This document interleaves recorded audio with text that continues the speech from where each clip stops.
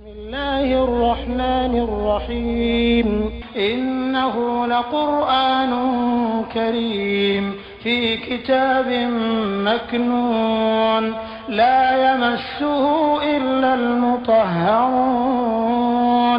تنزيل من رب العالمين بسم الله الرحمن الرحيم إنما يريد الله ليذهب عنكم الرجس أهل البيت ويطهركم تطهيرا.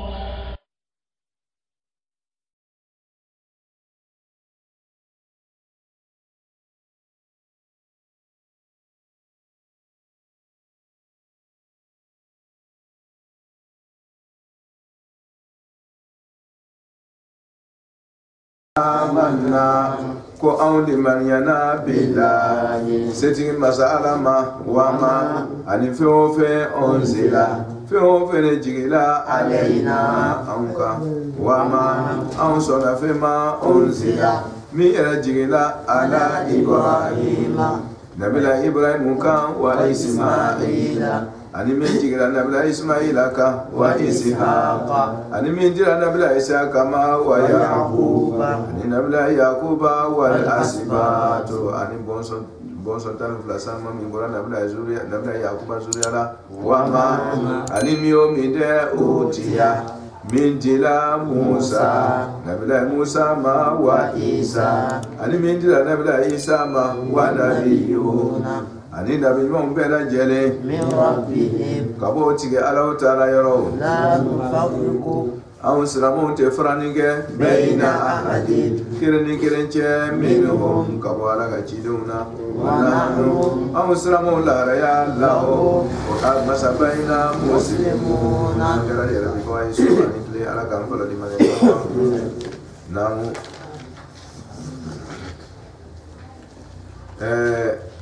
ame toujours yahudiya nasaraw ma ka gire olu de kan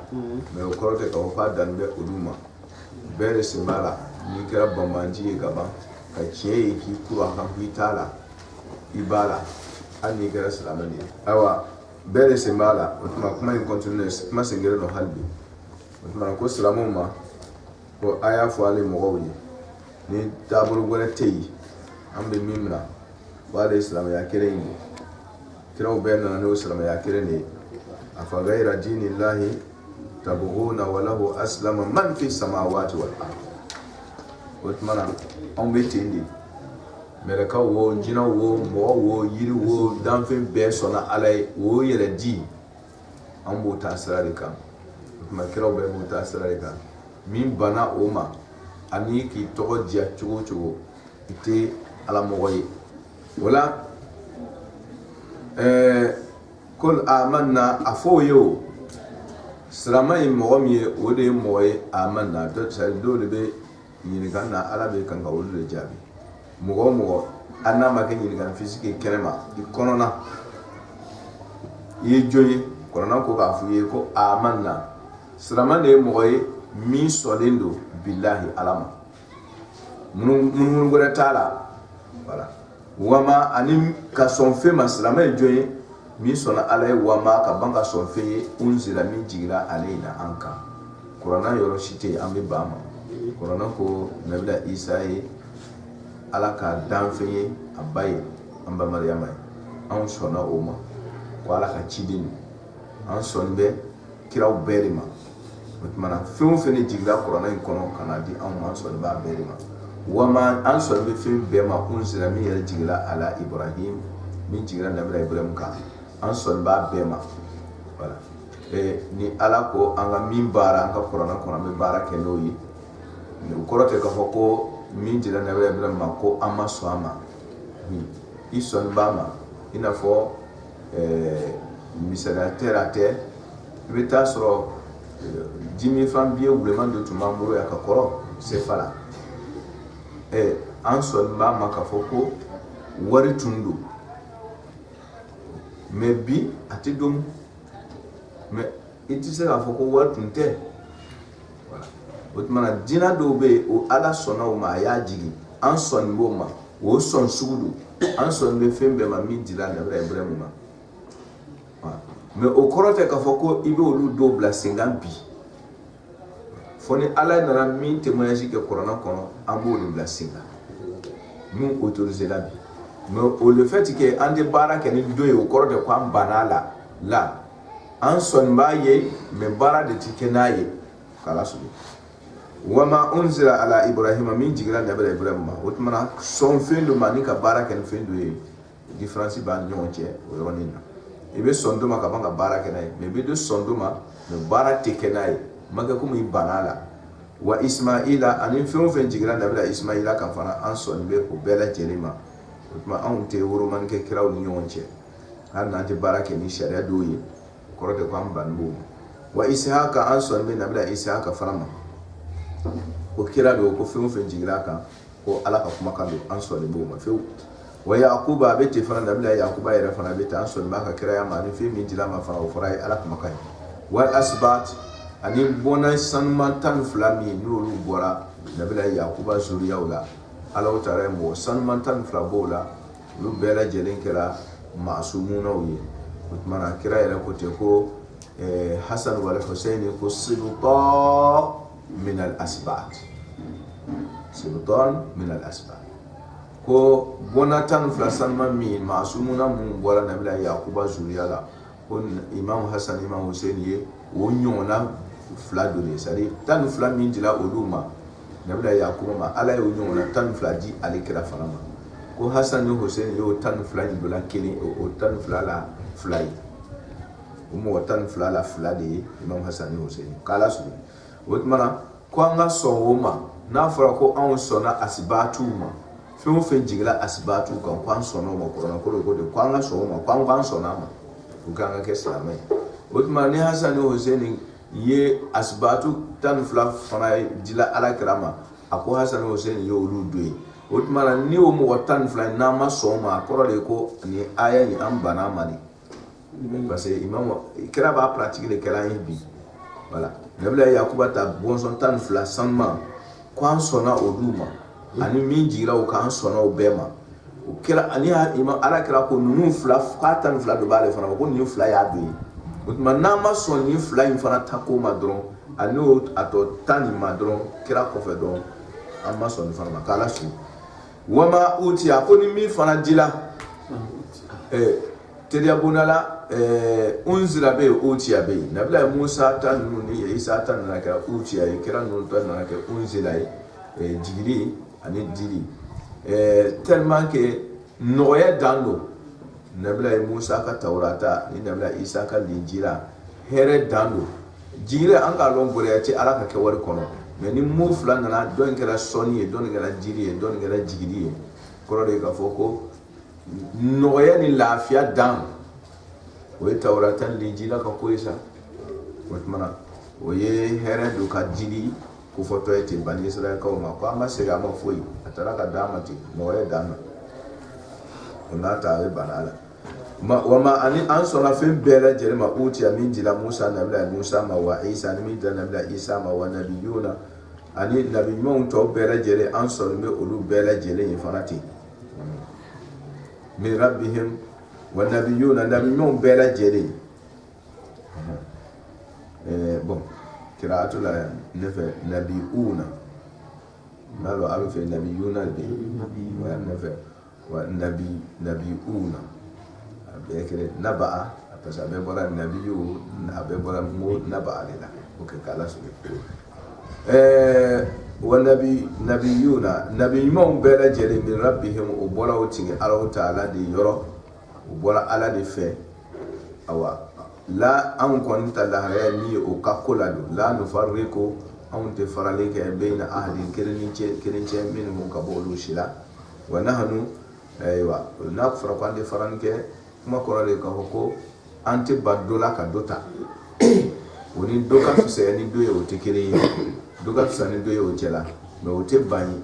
ante dotoyi ka sondoma wa nahnu an tigi lahu an kala Allah ta'ala la muslimuna yarjibai ni kira nunka cidenya labatorila wa man alakum wa mabo mawlade yabtagi no ka nyinike ghayra al-islam mimma kan islam ya dinai dinan ko ke taburo ye awa min ma ken islam ya dina ni yin ni ke fendo wala la min ma ken islam ya dina ko ki ga taburo ye falan ako abadari tukubala mladi tuna ke abada mladi tuna ke de minhu o tigira mo yoro ikra mo sulu sulu man mawsul mutlaq de mo wuruma ala ti boyro fle yi jamana masna mo way ikaralindo ikana ke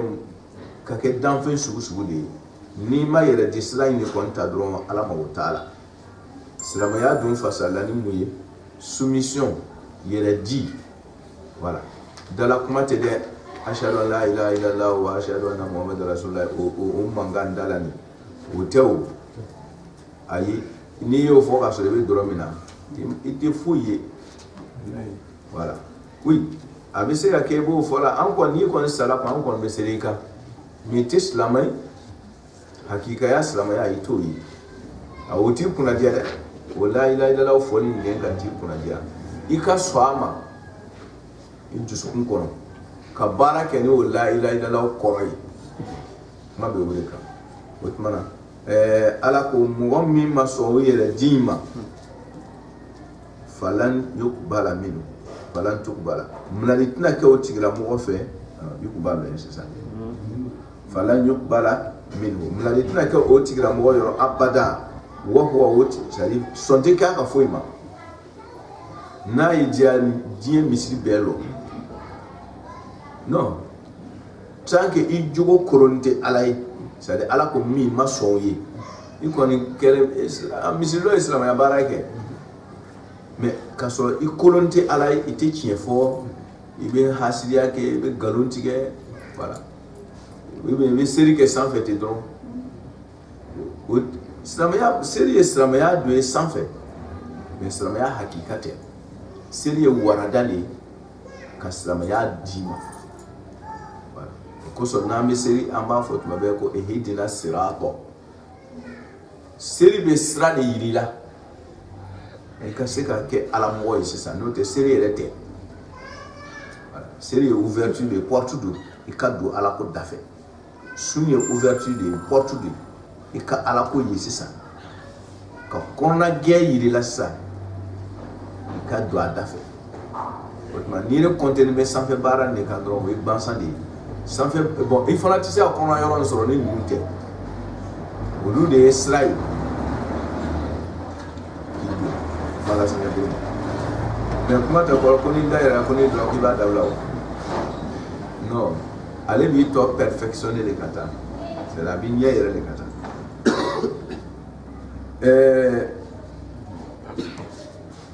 ako falan yokubala munali dingere netna ke fiyo c'est solution tétuni ni matubi alay hakikala sratala wa huwa ko tigira mo wato fara fil akhirah la harajo do min al khasirin ko mo ko nan taka abuha ala an kula dia kaifa ala ko chugudi ya hadilla kaba ko ba libe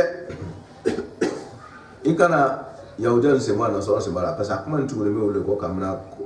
kul amanna billahi yasin be o yaujo na be fa ka kesra me aya 40 kul amanna billahi yaudan na sora ke aka ke alamoy alaka so atamake fo aka ni fo o yujuma amanna billahi wa ma unzila alaina wa ma unzila ala ibrahim wa ismaila wa qata yaujo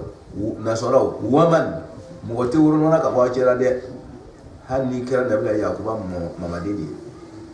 mo wote wuro mana ya mo nyete filala la buru ya waman mo wode yabtagi gaira islam ikira palestinio ikira israelio ikira magakayo ikira yoro mo yo ala ko waman yabtagi gaira islam ala ti mo ka jimana flela ati boyro flela loi de le bora sans faire la jimbeka mimi korai ki korai yauja kote ya nasora kote ya ala ko de yeredi o kuma de bedila ni ma so itoba be wore mina de khasirin point ala ko kaifa nga fo kana jore ka nan be yauja o ka suzo le kande ila fasa noy mais kana limiter au damama ambere bala salaman bala kafir fin bala ani sujet be bola yahuda na soraka kala so ala ko kayfa tuji tuji c'est atike quoi ici forme il cadre kayfa yahdi Allah ala ko ale ala tikandake kayfa yahdi Allah kuma ko de ko ala tikandake fiyo kauman jamaguru shila jamakuru shi na kira tudu a jamakuru ala ta shikala jamakuru juma kafaru an ka faye jumla fi'liya ba'da nakiratu sifat jumla akara jumla fi'liya wa akara jumla ismiya wa akara shibu jumla yo jumla don jumla sube jumla sabane jumla bo shibu jumla fi'liya jumla ismiya jumla bana ni jumla nun kate o kate na nakiratu ko fe dron sifatu do jumla tu meke sifadi mais ni jumla tu nana ba'da al ma'arif ma'rifatu sugu ka ma'rifatu sugu ma'rifatu bi alif lam wa ma'rifatu bil idafa wa ma'rifatu bi ism al ishara wa ma'rifatu bil mawsul wa ma'rifatu sugu ni jumla tu nana ma'rifatu ko fe dron halu hali kana ngani jumla tu yere be ke halu fi mahali nasab hal okay kafaru yorana filu wa fa'il kafaru filu wa fa'il bema jumla fi'liya okay o jumla fi'liya ni anara mo ko fe qauman nakiratu qauman nakiratu izo andungi masango jumla ba'da nakiratu sifat harute alapo ale abada ale alati kalake jama shilela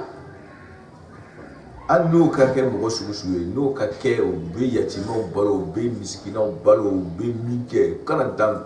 u ka corona kala ko kandia condition de ba la fe don mo kanala fi ka so condition de kono de saraka tala ala ko abada ale te mo kanda kauma jama mi kwanga shawo she ala mo ba ka she la kiringo tala sabako tala kafaru jama min mangutu yake dogoyi ouais avec qui donc assez dans les marques ko vous êtes majoritaire ay sigi ala mo de majoritaire kafaru mo mu kafiri ala mo mu ka chelo chie ya uja wa na kasha aka ala kira lo kira ito na soro mem na kasha aka kira lo kira ito na ya dia ay die be balo ni senda chien ka ala tila ala ta condition wori kana chien do magutu to be la soni chien malila magutu to be la woleka ala ko mazabu kotea na dia ke shiyai na dia ke sunai na dia ke misu suwe na ko ye chien do ala bo akoko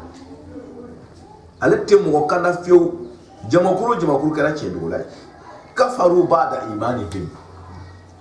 aw ka liman yaddo aka chelo chie biya banan ha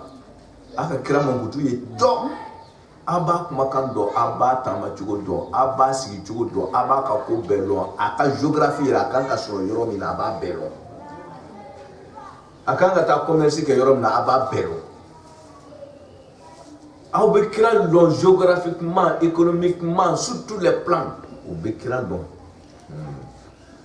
kafaru ba'da imani aw chiye yengere ko fe awla akado lam yakun alladhina kafaru wal mushrikeena min ahli alkitab hatta ta'tiyahum al-bayyinah lam yakun munfakina uma kenyum blabai fakaka lam yakun munfakin uma kenyum blabai o betum guru be nyum guru al jubatulaw al nasoro al yahudiyo betun ka nyum mrati de ala ko betun da koruno ko mo lama mera na kana jebo burula yahudiyo ko hey ko ay sonjona de nasoro ko ay sonjona de mushriku ko après ce même on a ati cheba kono wa na mbele tu ako et tout le monde était unanime sur la terre ko ni kira na dɔn k'a bɛ tugu a kɔ parce que o k'a dɔn ko tiɲɛ yɛrɛ yɛrɛ dan don ala bɛna na min kɛ ka diɲɛ bɔ buru la pewu awa dɔ wɛrɛ fana tɛna n'a kɔ o tiɲɛ nalen kɔfɛ a n'a tagamasen bɛɛ bangelen kɔfɛ aw ye kafaru bada imani a banna la ala ko aw bɛ fɛ ale k'i kana cogo di jagoya tɛ ala fɛ o non law sha Allah lahada an-nasa jami'an ala ko ni jagoya ko kɔnɔ ko kira ma kan yɛrɛ se ka wajibi kɛ ka tiɲɛ bara ci maaw ye ka dalilu d'u ma banna ko ni karabal ko n'a tun y'ale ala diya ko a bɛ kandali kɛ karaba ye law sha Allah lahada an-nasa sha bil quwwa n'a tun ye ala diya ko a bɛ kanda kɛ fanga ko ye ko a tun bɛ diɲɛ bɛɛ kanda a y'i kɛ mɔgɔ ye i banna ka kɛ mɔgɔ ye o k'i ma kɛ kabakuru ye ala ko i ka kɛ mɔgɔ ye i kɛra mɔgɔ ye o ye ala diya kɛ i ka so a yɛrɛ t'a la ala y'i kɛ mɔgɔ ye i kɛra mɔgɔ ye ok ni kanda tun bɛ ten jagoya ko a b'i kɛ limaniyajɔ ye jagoya i ka so tun tɛ kɛ ala o mɛ ala ko n'o kɛra bana i dɛsɛ ye o parce que i m'a laɲini i ka laɲini tɛ o baraji bɛ sɛbɛn laɲini la juru bɛ sɛbɛn laɲini la n'i k'a laɲini ala ko bɛ y'a nɔ tɛ ye ɲuman ko jugu wa o tuma na limaniya ko karaba tɛ yen ala ko tiɲɛ yiralen kɔfɛ aw la a ye tiɲɛ ye tiɲɛ ye aw dun banna ma o kɛra mɔgɔ sugu sugu ye taabolo ko tɛ nin na nasɔrɔ yahudiya sirama n'i ye fɛn min tiɲɛ dɔn k'i ban ma ala t'i kanda dɛ voilà ko ala man kandara i bɛ fɛ a k'i kana cogo di ala y'a bɛɛ dan kandali kama voilà o tuma na kada karamɔgɔw bɛ kan ka wajibi kɛ ka tiɲɛ bɛɛ bara ci ye ala tɛ ni bolo min na k'i kun turu duguma ko i ka seli o n'o kɛra dɔrɔn c'est fini n'a ye dusukun karaba k'a jagoya bila kan dɔrɔn baraji tɛ yen tuguni tu peux pas parce que i ya choix tɛ o o tuma ala tɛ fɛ k'i bila fu kɛli la baraji tɛ sɛbɛn fɛn min na ala t'i bila o la ok k'ala sɔrɔ ala ko kayfa yahdi Allahu qauman cogo di kuma kɔrɔ ko fiyewu ale ala t'a kɛ a t'a kɛ ka sababuya kɛ i sen dalen bɛ tiɲɛ kan karabali tɛ o suwa ko don bada imani wa shahidu u ma dan limaniya dɔn ma ka limaniya lɔn limaniya ye ka tiɲɛ lɔn tiɲɛ ye u ma dan o ma dɛ wa shahidu n'a ye jɛ waawul fasari ni atufu ye n'a ye jɛ fasa ni haliya ye fana waawul haliya fila bɛɛ bɛ bɔ o banna tuguni a atufu maana min tɛ hali waaw tɛ haliya k'a fasa ni atufu ta sansi ye o ye limaniya sɔrɔ c'est-à-dire limaniya dɔnnaw bolo o ye limaniya dɔnni kɔfɛ tuguni wa shahidu o sereyala c'est-à-dire que limaniya lɔn ani sereyali o fana tɛ kelen mais sereyali fanga ka bon c'est-à-dire o ye ka yenya kan sur tous les plans o ye shahadatu yɛrɛ ye sisan nasira bɛɛ do kan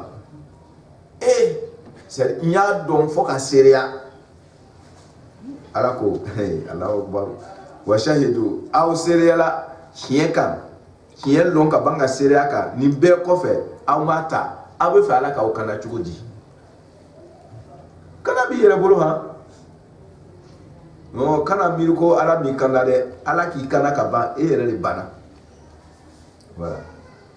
o tuma ala ta ye min ye dɔrɔn ka mɔgɔ ɲuman ɲini k'a ɲɛf'u ye ɲɛfɔcogo ɲuman na min ma kɛ ni bange ni fanɛni ye k'a nafa bɛɛ d'i ma i dun hakili dir'i ma fana ala bolo i sera k'a faamu mais a tali n'a tabaliya sisan ça te regarde ça c'est ton problème a kana o ɲininka ala kan dɛ n'ala tun t'a fɛ i k'a ta a tun tɛ mɔgɔ ci ma ala tɛ baara lankolon kɛ a bɛ fɛ de i k'a ta o kosɔn a ye mɔgɔ dɔ bila o k'a fɔcogo ɲuman f'u ye ka hakili d'i ma min bɛ se k'a tɛntɛn k'a tiɲɛ n'a wuya woro ma o bɛɛ kɔfɛ tu veux quoi kana ta kɛ an na rasul o sereyala lɔnniya kɔfɛ o sereya danganiya gɛrɛ sɔrɔla o bɛɛ kɔfɛ an na rasul la ko ciden kɛ hakɔn ko wulibali ko hakika de ko nin taabolo nin ye tiɲɛ ye ko kira ye hakika ye ni bɛɛ lajɛlen kɔfɛ o a bɛ fɛ ko ala k'a kana cogo di ala ta devoir min ye dɔrɔn ka tiɲɛ yirala tiɲɛ o de kɔmi kira b'a fɔ ko arina al-haqqa haqqan ala ɲaman i ka tiɲɛ yira n na o tiɲɛ ye tiɲɛ awa i ka courage donna fana n ka se k'a labato warzuqna ittiba'a ka courage sɔrɔ o tuma na i bɛ wuli sisan ka ala deli ala ka solution se di min k'a kan o fana solution o fana bɛ sɔrɔ ni sababu ye a y'o bɛɛ kira y'o fana bɛɛ bara ci ye n'i ma fara haramu don na i fa tɛ fɔ ni tiɲɛ tali la dɛ fɛn bɛɛ b'i sama lasali de nɔfɛ oui n'i tɛ fɛ nɔnɔ ka tiɲɛ kana vinaigre bɔn a kɔnɔ voilà min tɛ taa ni min ye kana kɛ voilà ala ye sababu bila ko bɛɛ la n'i bɛ fɛ i ka yirisun ka ɲɛ i kana ji gɔni bɔn o kɔrɔ i to a ji suma bɔn o kɔrɔ a bɛ ten de fɛn bɛɛ n'a ɲɛna de n'i bɛ nkalon tigɛ n'i bɛ haramu domu n'i bɛ fɛn juguw filɛ min kana man ka filɛ ɲɛ ye dusukun tɛ se ka tiɲɛ ta ka sabati a kan décision min b'a to tiɲɛ in bɛ tu i bolo kɛ kira kumana o détail kan ko a kana haramu don m'a ye ko al-yawma ya'isa alladhina kafaru min dinikum ni ye aya in na yɔrɔ filɛ kɛ ala ye jufa sogo haramuya jufa sogo haramuya a ko al-yawma ya'isa alladhina kafaru min dinikum ko mɔgɔ mun t'aw dɔ ye ko jigi tigɛla bi aw ka dina ka tiɲɛni la min t'aw dɔ ye parce que o nata bɛ mun ye k'aw ka dina ka tiɲɛ a ka kɛ olu dɔ ye o de b'o ka nata ye mais n'a ye ala tɛnɛw to yen o jigi tigɛla ka bɔ aw ma o tɛ se k'a ka dina tiɲɛ a bolo tuguni parce que hali limaniya tɛ tɛrɛnɛ tuguni pour que limaniya ka tɛrɛnɛ ka tugu jugu kɔ kɛ n'i donna ala tɛnɛ la o tuma na pour que i ka décision sɔrɔ i ka sabati limaniya ka kɛ silamɛya kuma min fɔra kɛ i k'olu ladege i b'a entraînement kɛ imam ali ko ten ko inna haji nafsa urawuduha ala taqwa n'i ka pas kelen kɛ ala b'i dɛmɛ dɔɔni n'i ka pas kelen kɛ a b'i dɛmɛ dɔɔni selon in tansurullaha yansurkum c'est comme ça tu t'en vas fo i bɛ taa se yɔrɔ dɔ ma kuma la suɲɛbaw i bɛ taa se yɔrɔ dɔ ma c'est à dire e yɛrɛ bɛ yɛrɛ ka se kanda kan sa kanda yɛrɛ bɛ taa n'i ye n'i ye kojugu ye f'i ja bɛ tigɛ kewu n'i ye ko ɲuman ye c'est à dire i ni b'i sama a kɔ dɔrɔn hɛrɛ o tuma na entraînement de bɛ na n'a ye c'est à dire que décision bɛ sɔrɔ cogo min na ka ɲuman baara ani décision bɛ sɔrɔ cogo min na ka juguman goya ye n bɛ kuma na o de kan o système de ko ala ko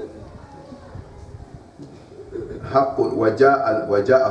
wa anna al-rasula haqqun aw ka dɔn ko kira ye jɔ a bɛ fɛ ala k'a kanda cogo di tuguni wa ja'ahumul bayyinat dalilu gɛlɛn nalen kɔfɛ aw ma k'a ko bɛɛ ɲɛf'u ye ka ɲɛ nin ma ɲi nin ka ɲi e yɛrɛ ɲɛ b'a ɲɛ n'a tiɲɛ la cɔ a dun y'a f'u ye ka law kan o kosɔn ko kiraw ma na mɔgɔw kalan ko kura la dɛ o ye akayidu ka darisu de ye n'a ka filɛ a ka akayidu imamiya la kɛ darisu premier a bɛ nin kuma in fɔ ye c'est à dire kiraw ma na ka na warada kura di mɔgɔw ma ko adamadenw danna ni min ye ala bolo ni hakili bɛ fɛ ka ɲinɛ a kɔ kiraw nana mɔgɔw hakili kunu ko i kana ɲinɛ lasari kɔ adamaden lasari a tɛ foyi fɛ fo tiɲɛ ani ɲumanya o y'a lasari ye o tuma na hakili tun bɛ fɛ k'o sira min bila kiraw nana i kun k'i bila o de kan wala bil bayyinat kiraw nana ni bayyinatu de mun gɛlɛn bɛ hakili yɛrɛ fɛ depuis kun komi i tun bɛ fɛ ka ɲinɛ o de kɔ ka fin kiraw nana dibi bɔ a kan k'a lagɛ k'a yɛrɛ ko karamɔgɔ i ye sira kɔrɔ ta wa ja'ahumul bayyinat dalilu gɛlɛn kɔrɔma nalen aw ma aw banna la aw bɛ fɛ ala k'a kanda cogo di wallahu masa min y'a la ye la yahdi ala tɛ kanda kɛ qawma jamaw la az-zalimina la yahdi qawma zalim ala tɛ tɔɲɔn tɛ e yere nyabe chele be bankata chele galumbara ko ala kile kana halbi ala ko kana ko inte so jina moriate de non jina moriate a gele do paspasi galontiga dabla ala bi kana suyeni dabla ala bi kana hasida dabla ala bi kana la yahdi alqawma zalimin ko kito chini na kwale ala ti kana kaifa yahdi qauman kafaru ba'da imani ko akana miruko duwa ni be duwa ke be duwa stratama voilà me to ka wole photo ba ni la kwala ki kara avion buru chola il est signé même machine ko fe ni ba pédale avion buru chola be nyalo machine ko fe kere to brigi nyuna bosa be ko ala ka avion buru chola nyira o duwa fuli voilà ala ka nyonye tay bri furula ni ma sababu tamba asibala ide ni wori fo asibala ka sanji ka so amaka bafi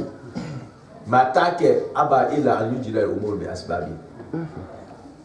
ala te fu ke fokat ma sababu le fa ale ka ko danka banka sababu blala yele ko on ko ka sababu to ki de take spécial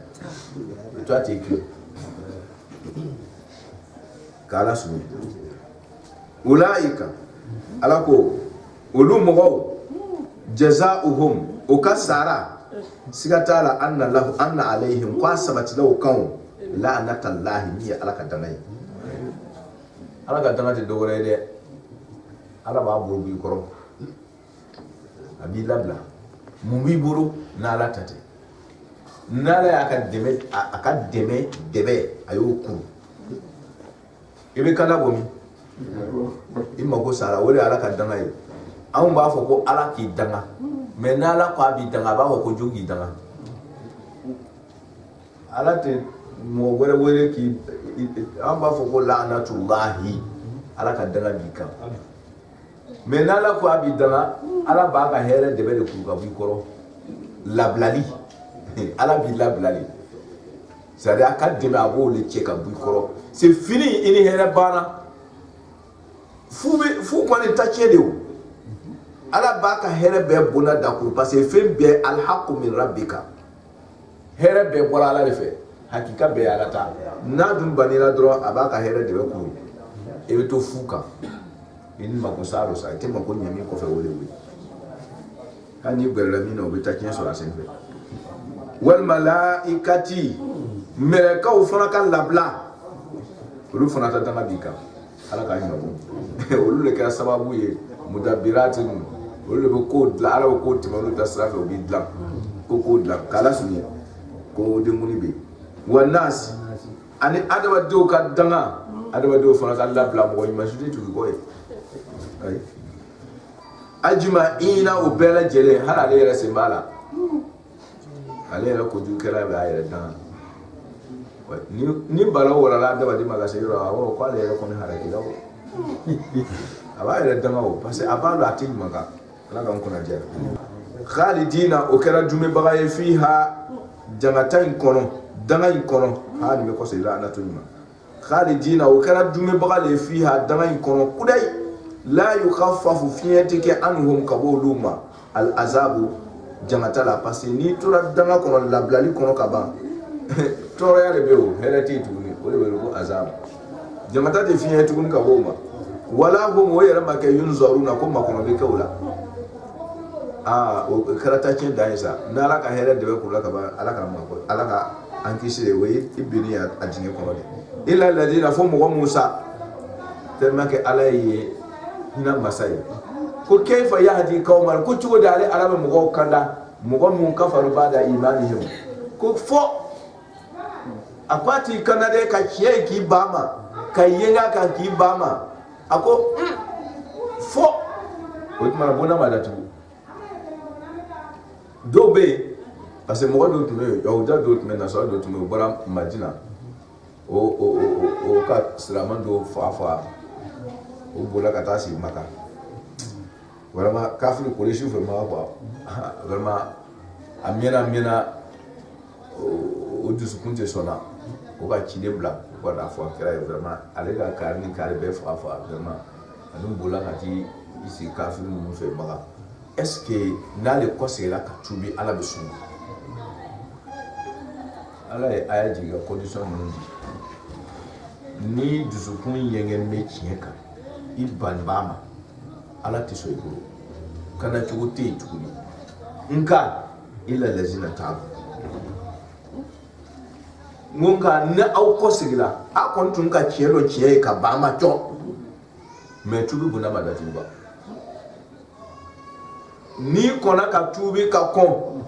korona korogora bi nyefe yoro wala da be kanga fuyi ko mo ya mutu na wahun kufa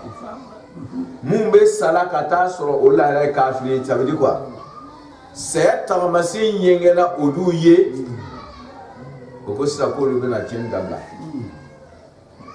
et puis on fait gagner message ça ala teso tien et puis ni message tien là mais ni message ça va pouvoir moula parce que yengena sayaka yengena sayata masuka ika le titre là tout au nimisa tubi façon de le faire mais au tubi que ala ta buru do akoro abada mais mogo mi tubi la atuma sayata mase fu ale re nimisa te ka tubi ko do ale atunga chejo mi abani kema mais wati do na se sayata mase te fu te ayre na nimisa ko bonni chie so so ke ale bina to isa ka chieta ay chieta peut-être même pas 2 minutes à quoi faire brigi bela ka kunchi a tubi là c'est à demain korodo ala va do ajina konoti mpasi ale tubi là ka sura mayenge c'est temps masinka mais ni yengena c'est temps masinka hana to 300 yita et tubi le on là quoi 0 il m'a tubi le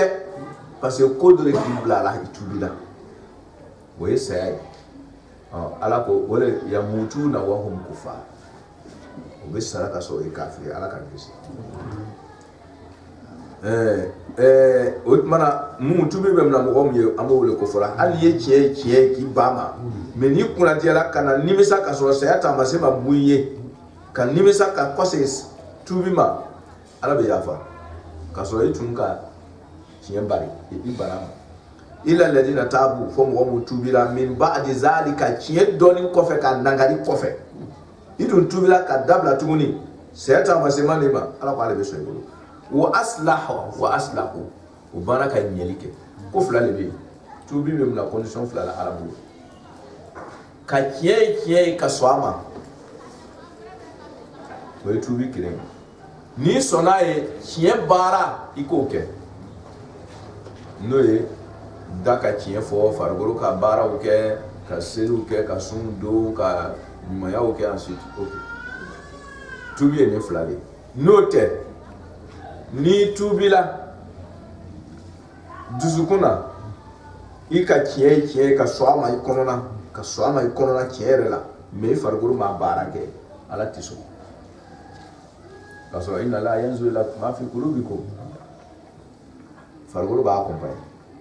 ni fana ya bara ni farikolo 100% ka sirike nyarama ka sundo nyarama ka tatata ka so dusukun ka fri sari ison i ka tiɲɛ de mais i be bara jugu kɛra i kɔnɔna bara jugu ka di ni ye mais farikolo kɔnɔ bɛ ɲuman kɛra kɛnɛ ma a bɛ mɔgɔ sɔn a bɛ kɛlɛ ni kelen kɛla ka sɔrɔ kelen ma kɛ dɔrɔn ala b'i kɔnɔna o tuma tubi condition il est tabu wa aslahu wala wala ko tawbatan nasuha an nasuha yoro de abi kono iba ke fargoro la kenka kala su ulaika illa allazina tabu min ba'di zalika wa aslahu ako ko jode fa inna allaha ghafur akara ko mi dole ga yini ko me no mi tubi la tede ko mu beke fa ni dura mahzufu dura fa yaghfiru lahum fa yaghfir ala be yafa o ma amma fa mu mun ala be yafa o ma fara o ga chen bay ko fe ko inna allaha ghafurur fa won do ma zufra fa yaghfiru lahu lahum ala be yafa o ma mun ala be yafa o ma fara inna allaha ghafurur sabe ala to ko ghafurur o ma ko fo mun tubila ka bara juun dabla ka tiɲɛ nangari to yen ka kɔse ka tiɲɛ ta k'o ta kɛ ɲumankɛli ye ka kira ka mankutu bange kɛnɛ kan o tuma na ka silamɛya hakikaw bila kɛnɛ kan fa inna allaha ko an k'a dɔn ko ala a bɛ yafa olu ma sabi ale ala tɔgɔ ye ko gafurun ko yafa masa rahimun hinɛ jumɛn masa ala ka yafa ni silamɛw bɛɛ lajɛlen ala yɛrɛ barika la mɔgɔ ɲuman na ko ala ka